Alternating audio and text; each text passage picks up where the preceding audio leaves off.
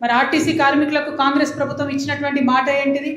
ఆర్టీసీని సంపూర్ణంగా విలీనం చేస్తాం ప్రభుత్వంలో అని చెప్పారు. కానీ మొన్న రాజుగౌడ అనేటటువంటి డ్రైవర్ ఆత్మ బలిదానం చేసుకొని చనిపోయేంత వరకు కూడా కనీసం ఆ ఊసెత్తలేదు. 2.5 ఏళ్ళు టైంపాస్ చేసుకుంటూ పోయారు. ఇప్పుడు పేరుకే విలీనం అంటున్నారు, కానీ ఇంతవరకు ఏ క్యాడర్ ఇస్తారు, ఏ జీతం ఇస్తారు, ఎట్లా ఇస్తారు, ఏం బెనిఫిట్ ఇస్తారు, పని వేళ లేనిది, పద్ధతి ఏంది ఇంతవరకు కూడా చెప్పలే.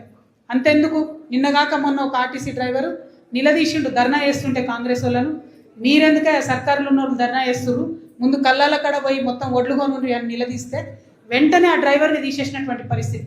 మళ్ళీ మనందరం కూడా లొల్లిపెట్టి గట్లెట్లా తీసేస్తారు డ్రైవర్ని, ప్రశ్నిస్తే తీసేస్తారా అంటే అప్పుడు మళ్ళీ ఉద్యోగాలకు తీసుకున్నారు. అంటే ఒక కర్కశ పాలన జరుగుతూ ఉన్నది.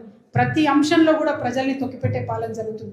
కాబట్టి మీలాంటి అనుభవశాలులు, రాజకీయ సుదీర్ఘంగా అనుభవం ఉన్న వాళ్ళు వస్తే ఇంకా పెద్ద ఎత్తున తెలంగాణ రక్షణ సేన నుంచి అనేక కార్యక్రమాలు చేపట్టవచ్చు, అనేక ఉద్యమాలు చేయొచ్చు, తద్వారా ప్రజలకు లాభం చేకూరుతుందని చెప్పి నేను బలంగా నమ్ముతున్నాను. గత సంవత్సరన్నర కాలంలో జాగృతి జనం బాట పేరుతోని మేము పోయి అనేక సమస్యలు లేవనెత్తితే దాదాపు ఒక 20-25 అంశాల్లో ప్రభుత్వం దిగి వచ్చి మరి పరిష్కారం చేయాల్సినటువంటి పరిస్థితి వచ్చింది. మనం ఒకటే నినాదం చేసుకున్నాం, ప్రశ్నిస్తాం, పోరాడతాం, పరిష్కరిస్తాం. ప్రశ్నిస్తాం, పోరాడతాం, పరిష్కరిస్తాం.